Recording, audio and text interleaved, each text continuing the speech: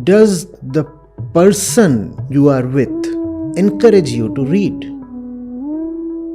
You have to ask, what does he bring for me? Roses or books? If someone has a stake in making you better, that person will push you towards books. Books are what we all need.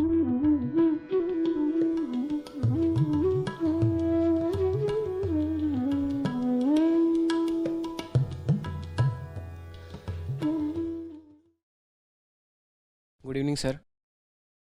Sir, if my parents tell me to concentrate on my education, like studying, but I can't concentrate on it. So it means education isn't worth it to concentrate.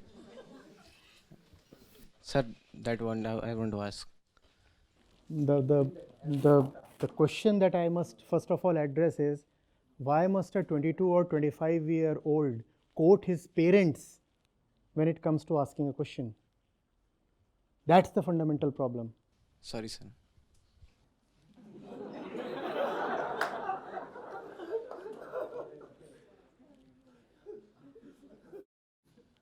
Sir, love and parental instruction do not sit very well together.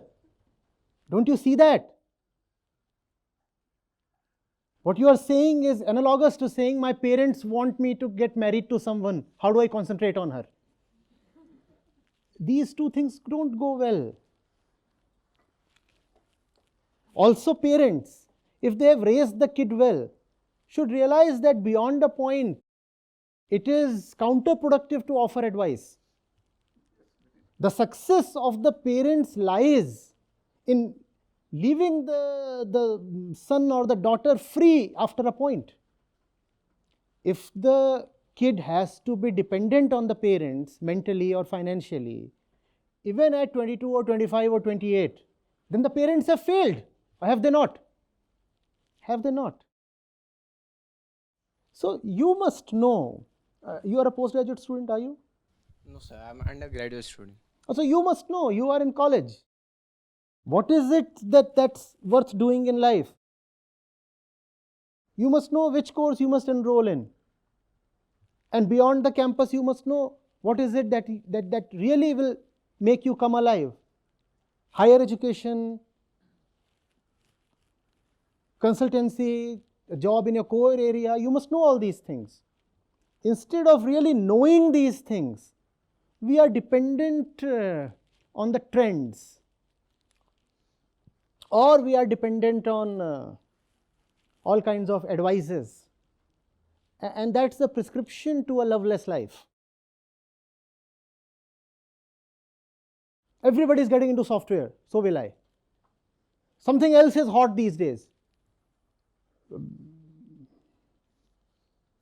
I'll get into that. Why? Because everybody else is.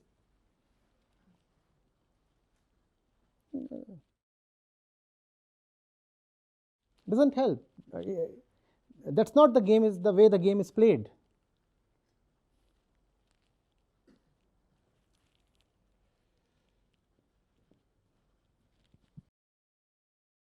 First of all, let me compliment you for a very thoughtful talk, very, very inspiring, and for many it provides a real good path. Now, the one thing about the youth or the IIT people they are struggling with is how to remain organized. Population right now has many objectives.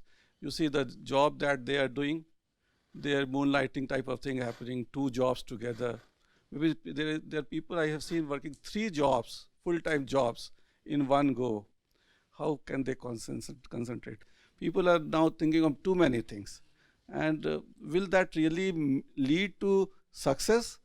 I have my own doubts on that, but you are a much more knowledgeable person. Can you connect it with our scriptures and substantiate?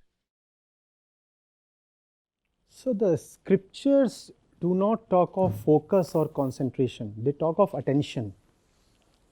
And there is a fundamental difference there. It might be a little boring to hear, but please hear me out. The one focusing is the ego, right? Who is the one who focuses on somebody or something? The ego is the focusing entity, right? Right? When is it that you just focus or concentrate on something? Come from your experience, you know that, right? When that thing seems to fulfill your desire, correct? The more a thing seems or promises to fulfill your desire, the more quickly and smoothly you focus on that thing. You concentrate on that thing, right? Prioritize it. Kamna, desire. So it is not focus or concentration that Vedanta talks of. It talks of attention. Attention is a totally different quality. It says find out, figure out, inquire, know. Concentration is with the purpose of consumption. Attention is with the purpose of dissolution, self-dissolution. I want to keep my own opinions and desires aside. I want to know what that thing really is much more important than my opinion of that thing. That's attention. There is a great difference between concentration and attention. Also, when you go into the nature of desire, desire by definition always remains incomplete, right? No desire ever gets fully completed. And if concentration follows desire, concentration will have to be fickle. What do you mean by fickle? Temporal, not lasting. Because you were concentrating on something only as long as it seemed to fulfill your desire, right? If I tell you concentrate on this, and from here $1 million will rain on you, you will immediately concentrate on this. But sooner than later you will discover that no dollars are going to rain from there. And then what will happen to your concentration? Tell me, please. All right. Please focus, $1 million. Then somebody else comes up and says, focus on this, $1 trillion. What happens to the concentration? Gone. That's the thing with concentration. It cannot remain stable. And that's why there is a problem in concentrating. Have you experienced that problem? It's not that you have lost concentration. It's just that your concentration has shifted to another place that seems more promising.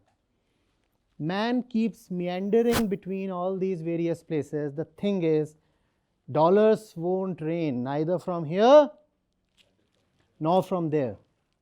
And therefore, we are never able to fully focus on, concentrate on any one thing. Attention, we said, is a different thing. In attention, there is love. And then you are not approaching the thing with desire. Love and desire are different things, right? You are now not approaching that thing with desire.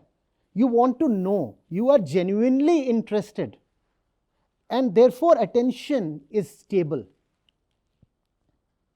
But there is a big catch. You cannot just love anything in random, right? For that, you must have something worth attending to. Because attention basically means service. Who do you call an attendant? Who is an attendant? Someone who is there to serve you. So attention means service. So if you want to attend to something, first of all, that thing must be worth it. Or can you start serving just anybody? Can you just go and prostrate in front of anybody and say, sir, I am at service? Can you do that? That's the problem. The subjects that we concentrate on are not worth it. And that's why concentration is fickle. If you want to get rid of that problem, first of all, you will have to figure out a subject, which basically means an object. I'm talking to students, therefore I said subject in terms of academics. Basically, it's object, technically speaking. You'll have to figure out something you can fall in love with, and then there'll be no problem of concentration. If you have been given in something that is not worthy of your love, you will always have a problem of concentration. Is that not obvious? You are forcibly attending to something. Now that attention won't last. That's just concentration. There is nothing in that. But we are telling our kids all the time, you please concentrate on that. The kid has no love for that. How can the concentration have any depth? The problem is not that the mind is unstable. The problem is that the mind is thirsty for something very special, and we are unable to provide that special thing to the mind.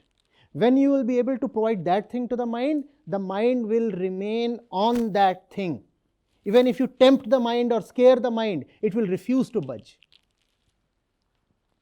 Are you getting it? So the problem of concentration is essentially the problem of an unworthy object. The problem of concentration or focus is essentially the problem of not having a worthy object in life. You must have something you can die for. You must have something that deserves your love. And then how will you forget that thing? How will you forget it? Not possible. And without that love, you will just remain a wanderer. Just a wanderer. Are you getting it? Huh? And also it's not that intimately related to the proliferation of objects, though that is definitely a factor. As you said that in the olden days here in IIT, people didn't have so many places to go to, let's say outside the campus, and so many internet-based options were not there, and today they are there, and people are moonlighting and gaslighting, and all those things are happening. Remember, if you do not have options there, the nature of the mind is that it will create options. You know that very well. When you want to please your desire, even if you do not have options there, you start creating options. Don't you do that? Don't you do that? So it's not as if you will deprive yourself of all the options out there, then you will become stable. No. You take away all the options that are available out there, you will still not become stable, because the mind will keep manufacturing options within itself. And you will keep rolling from one option to the other within the mind. That's the nature of the mind. If you want to become stable, you don't need to deprive mind of options. You need to give the mind a beautiful option it can fall in love with. And then you will find you don't have to concentrate. You are just concentrating, sahaj. That's sahaj. It's just happening. Not that I am effortfully concentrating, it is just happening. Just happening. And if it is not just happening, you will find a lot of your effort and energy is dissipating in trying to concentrate. You walk into somebody's room in the hostel, what are you doing? I'm trying to focus. Since 2 hours, the fellow is trying to focus. And life is spilling away. Those 2 hours are life, are they not? Gone. And you are? No. That's the thing with a loveless life. You have to try too hard. In love, things are smooth, sahaj. Sahaj. Just happened. Just happened. Since 6 hours, the fellow is busy in his lab. How? How? Is there a temptation? Is there a threat? What is it that keeps him there? Love. And if you don't have love, then life will be unbearable after 2 hours in the lab. 2 hours is too much probably, right? 20 minutes. See? 20 minutes. You will not be able to be at one place mentally, even for 20 minutes, if love is missing. And without love, there can be no attention. Without love, there is only unfulfilled desire, and that can at most tally with concentration and focus. Desire, concentration, focus, they go together, and none of them are any good. So in the previous question, sir asked about the guidelines or some kind of roadmap for students like us. So if you could say something on that. I never like spoon feeding. I have told you that you will be able to stick to something only when there is love, which basically means there is no need to be at places and with stuff that is not worthy of love. So that's the guideline.